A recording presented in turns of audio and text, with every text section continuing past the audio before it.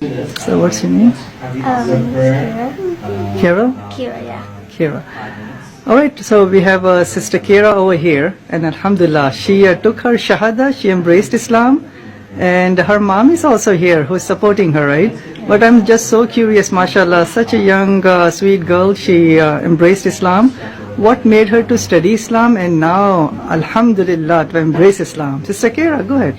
Okay, so I had always been introduced to Muslims from all the traveling around the country that we did, and I decided to research like why do women wear the hijab, and I just did research and I kind of like walked away from it, and I just kept it on the back burner in my mind, and I just did research occasionally from there, and then I met my friend Shiza, and I decided to really get into it and really learn more about it, and so that's how I came to Islam and to embrace Islam.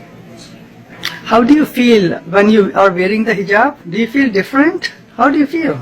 Okay, I do feel different. I don't feel pressures from society to be like wearing makeup, wearing like a cute hairstyle. Like I don't feel any of those societal pressures anymore. And I feel like I can really be me and myself without worrying how I look on the outside. Wonderful. You know, you have your mom over here. Mom, what's your name?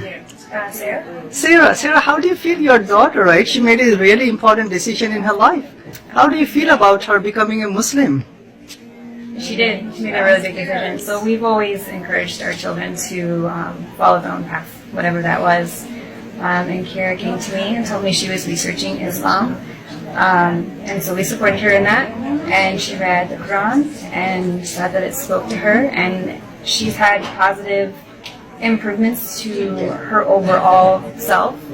And so, yeah, we're at the beginning of the journey, but it's been good so far, and I'm just doing my best on supporting her in however I can do that.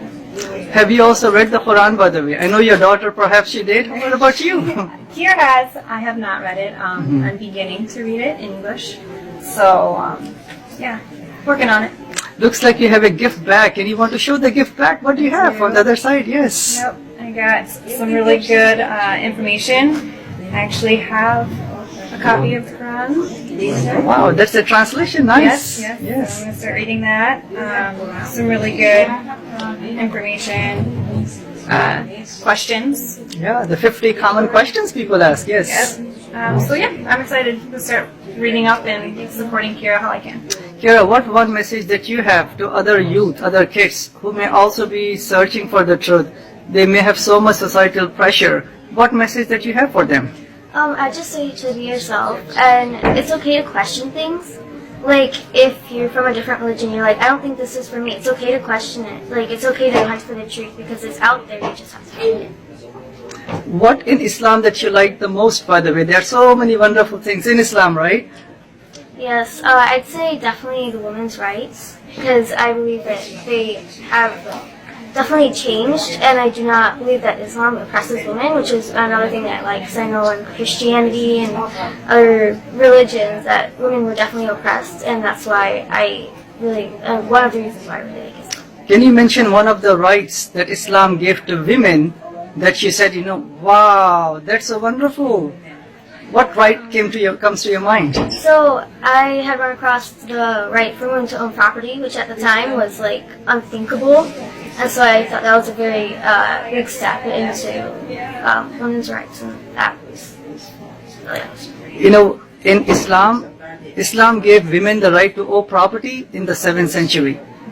In Illinois, in USA, not until 1861 that a married lady, she won the right to own property. Right? And Islam gave that right 1400 years ago. Yes.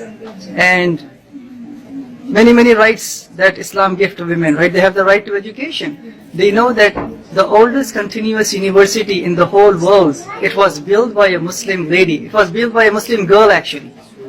Just like you, she wore the hijab and she made the oldest continuous university. That's awesome. That's amazing, correct? Yeah. She has the right to work if the need arises. Whatever she earns, it only belongs to her.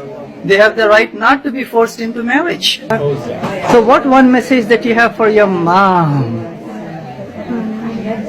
Let's see.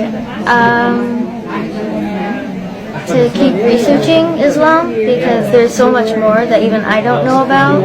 And there are so many wonderful things in it that I want her to know as well, and I want her to experience. And I just hope that she makes the right choices for herself, no matter what that might be. All right, and you wish your mom to also join you one day? Yes, I do.